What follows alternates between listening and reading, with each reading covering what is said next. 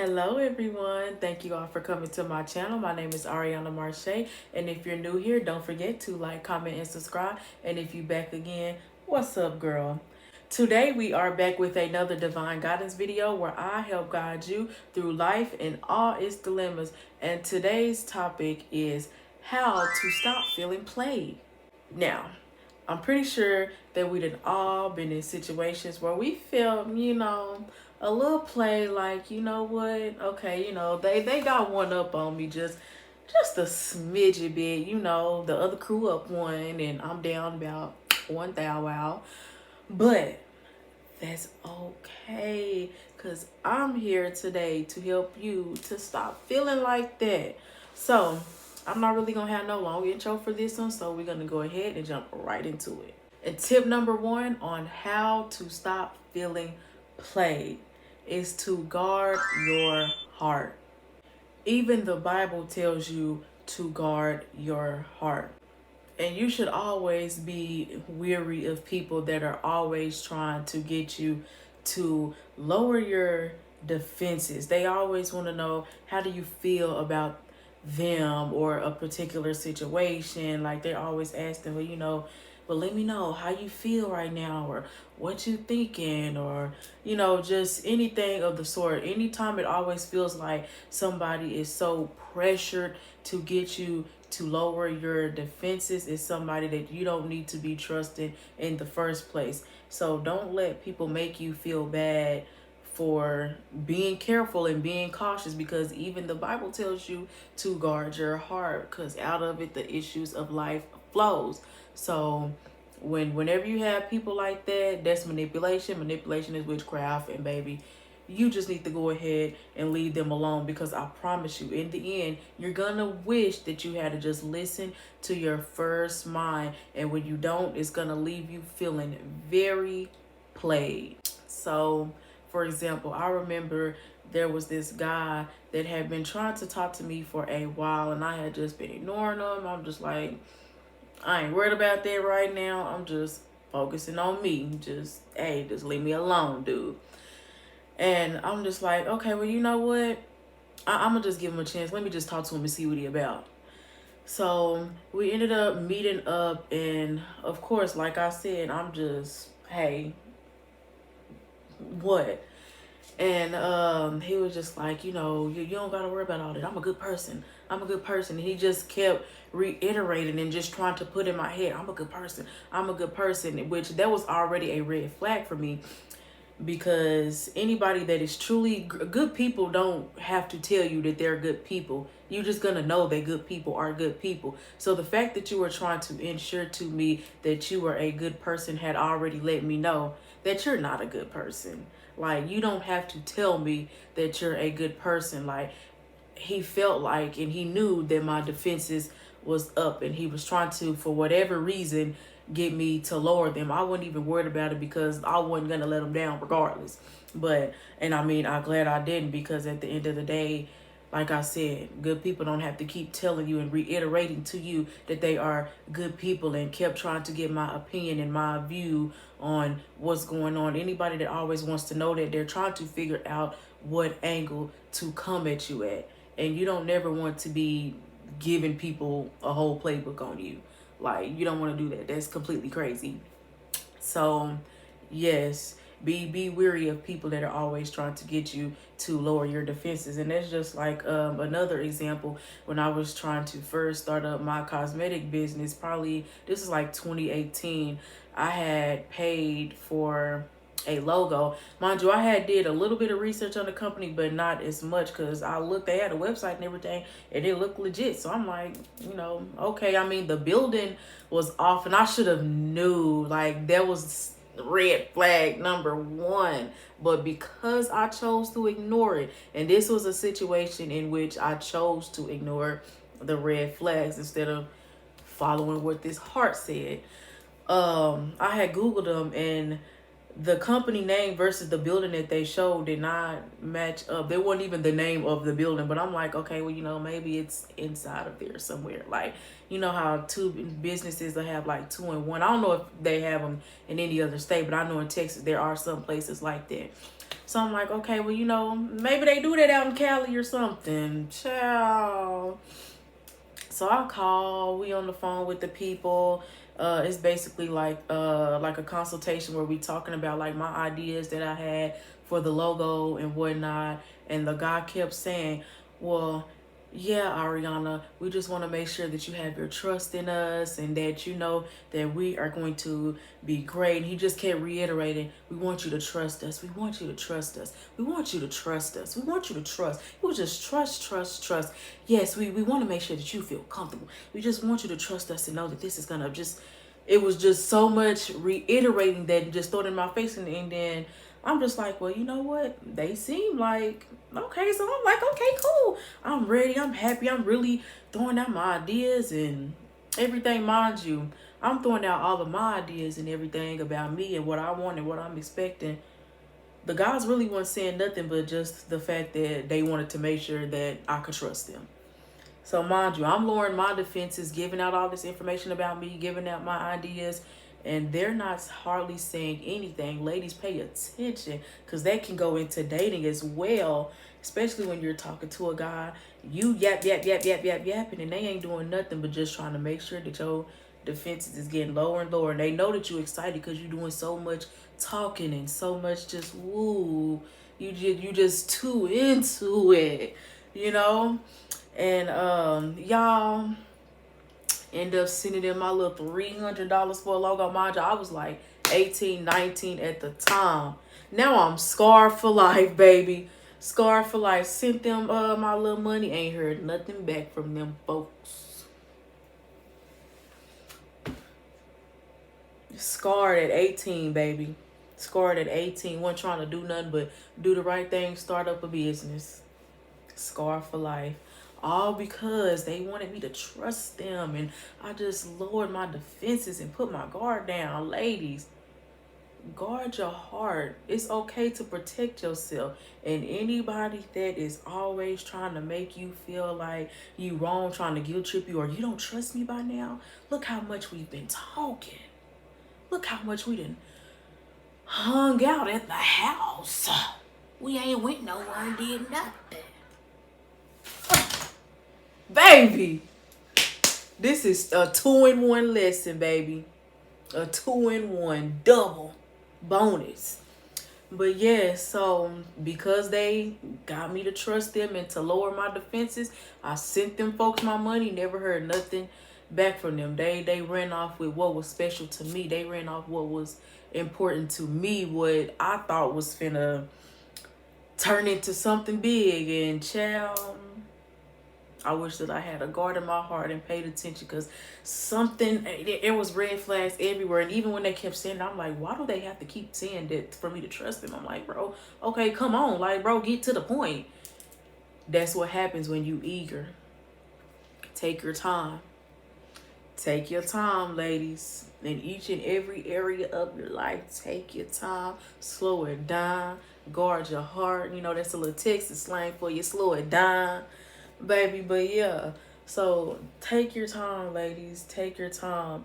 Guard your heart, like, no matter what, and that will keep you from really feeling played in the end, because I promise you, God always sends warning before destruction, whether it's that feeling on the inside, anything, whether it's actual, probable, like physical, you can see it. Like when I went to go and look it up and it did not match up. Like, notice, if these guys and they actions versus they words, if it ain't matching up, baby, this is a 2-in-1. I wasn't even supposed to be talking about this, but shoot, it's flowing and it makes sense. So we gonna go ahead with it.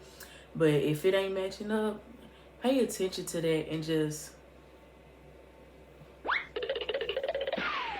kick it to the side and let it go. Guard your heart. Don't let nobody make you feel bad about it.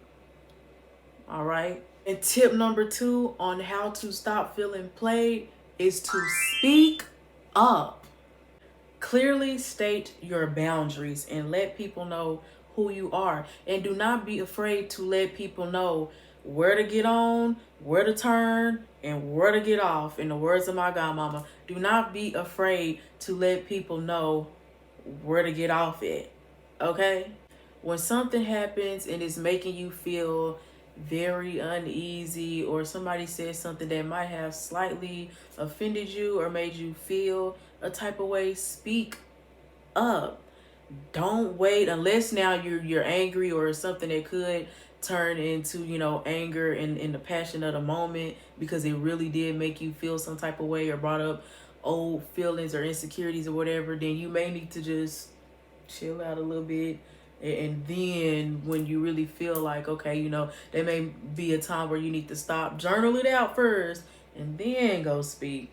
But other than that, when something first happens, you need to speak up, say something. Stop just sitting there and just knowing that on the inside you like, oh, for real? Oh, really? That's how you feel?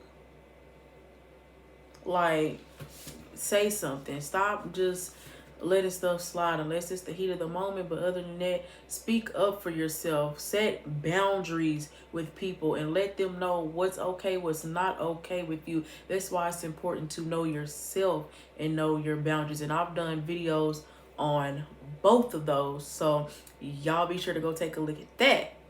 But yeah, it's like I said, don't be afraid to let people know where to get on and where to get off. And that will most definitely keep you from feeling played when you enforce your boundaries. And tip number 3 on how to stop feeling played is to stop letting people get away with so much. Allow people to be human while enforcing those boundaries at the same time. One of the things that I used to do was kind of go overboard when kind of trying to state my boundaries, or should I say enforce them. Like, I would kind of go overboard, or I would just cut the people off all the way off together. And you have to learn that we're all learning too. We're all a little messed up in trying to unlearn some things and learn things. We're all trying to reparent ourselves. And so there are a lot of different things that may be normal to other people that may not be normal to us, and vice versa. So when people try, you have to know, like, okay, is this somewhere where I just kind of like enforce the boundary and let them know where to get on, where to turn, and where to get off? Or do I just need to, you know what, this person is clearly like, this a no-go, and I have to just let them go? So it's a little juggle. That means you have to kind of open your heart and put yourself out there a little bit, and you just kind of have to really be paying attention, but really know how it made you feel. You have to really be processing that enough, but still enforce those boundaries. And notice, the thing is, others seem to have great boundaries when it comes to you, especially if you are someone that lacked boundaries or lacked really enforcing them or keeping them. Notice how whenever you do something, even the slightest thing, or you call yourself trying to do people how they do you, notice how quick they let you know that they ain't playing, they ain't going for that. They gonna say something and nip it in the bud right there. I remember I was in a friendship with somebody who would always flake on me, was wishy-washy, talk to me when it benefited them, or just all sorts of stuff. But once I tried to play that game back, which is not a good thing, but however, I learned from that situation as well. Once I tried to do that back, you know what that girl did? She spoke up right then and there, and she let me know, like, X, Y, and Z. And you know what? I'm like, cool. So it's like, people always have this feeling where they could do it to you, but when you try to do it to them, they're not going to like it. But instead of looking at it like that, look at it like, wow, at least this person knows who they are. That's what I learned from the situation. This person knows who she is, and she wasn't afraid to enforce them boundaries. Although she was lacking that within the friendship and reciprocating that energy, when it came to somebody doing it to her, she was not going to take it. So instead of me looking at the situation like, oh, you don't like your medicine, I really had to sit back and learn from that, because she was not going to take that, regardless whether the friendship was a mutual thing or not. So you just notice that when you try to do people how they do you, They're not going to accept that from you. So why are you scared to put up boundaries with others? You need to learn who you are and stop lacking the knowledge of yourself and start enforcing boundaries so that you don't even have to go through those type of situations. When you feel like the energy ain't being reciprocated or you're not being served at the table, you can just get up and leave altogether. And tip number 4 on how to stop feeling played is to either give consequences or give your absence. Now, this kind of goes hand in hand with 3 as well, as far as just enforcing the boundaries and noticing that people are not going to take that from you, but they expect you to take it from them. You have to realize whether you give a consequence or not everybody truly cares about you anyway. So they don't care whether they feel like they're playing with you or not, whether they're hurting your feelings or not. So yes, you very much can most definitely give consequences and let people know where to get on, where to turn, and where to get off at. And they may still decide that they want to play with you. Because like I said in another video, sometimes people are just testing you to see, like, you know, what can they get away with? What will you allow? Sometimes they're just testing you. So that's where that first times where it's like, okay, you have to really just have that discernment to know, okay, I'm going to work with you and we're going to try this again. But after that second time, okay, this person just clearly does not care. They just playing. And that's when you have to give people your absence.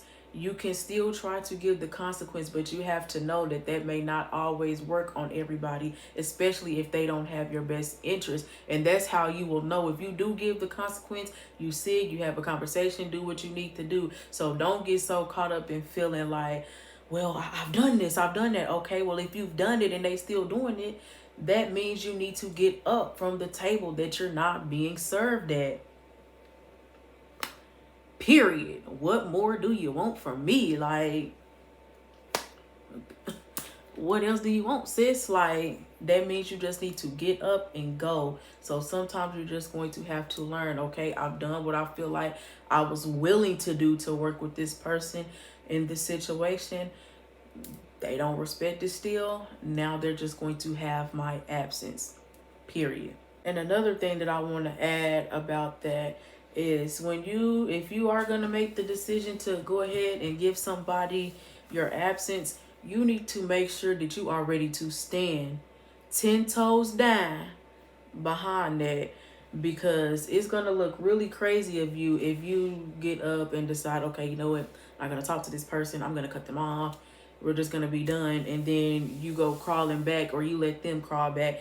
It makes it look like your boundaries are weak and removable, and you don't want people to be able to play with you. It's like there's no point of even having the boundaries if, I mean, they could still, you know what I'm saying, get around them. I've been in those situations, especially within friendships where, you know, I just decide, you know what, this clearly is not working, this is not the friendship for me, I'm just gonna go ahead, cross this out.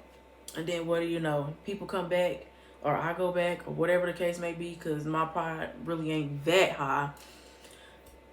They come back and just still play. And at that point, they not the issue, you is. They not the issue them weak boundaries is. They not the issue that self-esteem is. Let's get into it. Let's talk about it. So if you are going to make the decision to go ahead and cut somebody off, remove them for your life, you need to make sure that you are ready to stand 10 toes down behind that. But however, you also need to know that if you choose to keep these people in your life, knowing that you've already told them where to get off at, woo, woo, woo, and they still doing that, what would it benefit you to keep them around anyway? So it's best that you just go ahead and force them boundaries and get up, walk away, and you just better hold yourself to it, because keeping them around will only do you more damage. You cannot heal in an environment that you're getting sick in. Period, sis. And all right, and that is the end of this video. I really, really, really hope that it helped you all. And don't forget to be sharing these videos, liking, and leaving comments. But we done came to an end, and I will see y'all in the next one.